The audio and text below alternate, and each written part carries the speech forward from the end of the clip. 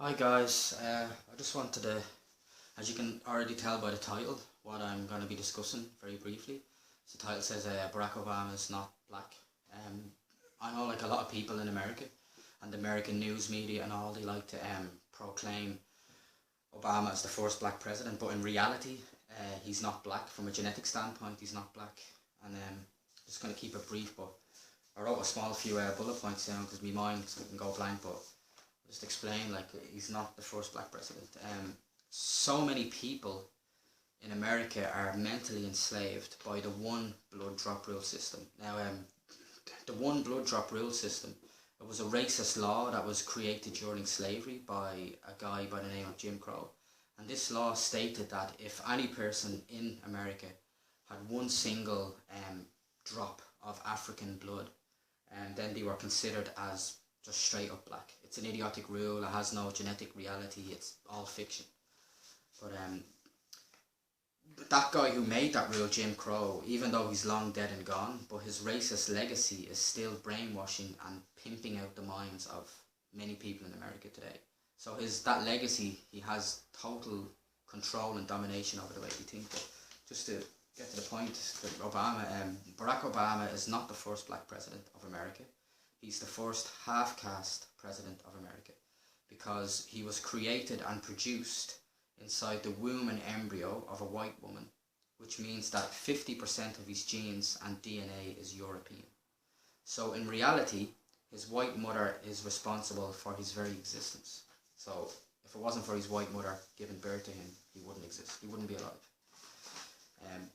If you simply study biology, then you will see that when a baby is being produced inside the womb of the baby's mother, the baby inherits 50% of its genes from the mother, and it inherits 50% of the genes from its father.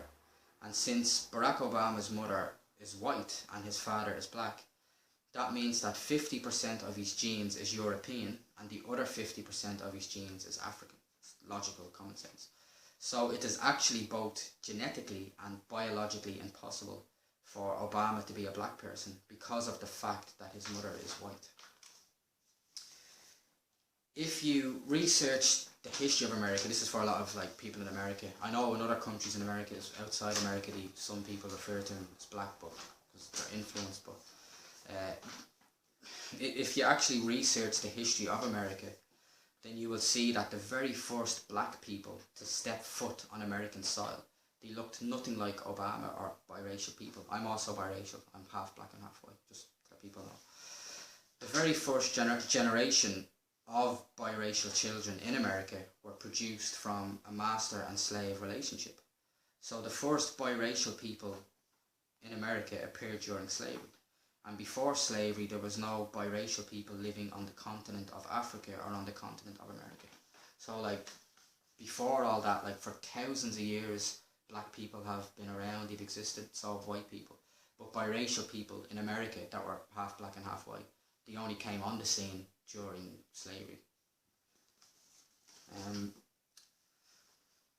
You can only be a black person if both of your parents are black. You cannot be both mixed and black at the same time, because being mixed defeats the purpose of being black, and being black defeats the purpose of being mixed.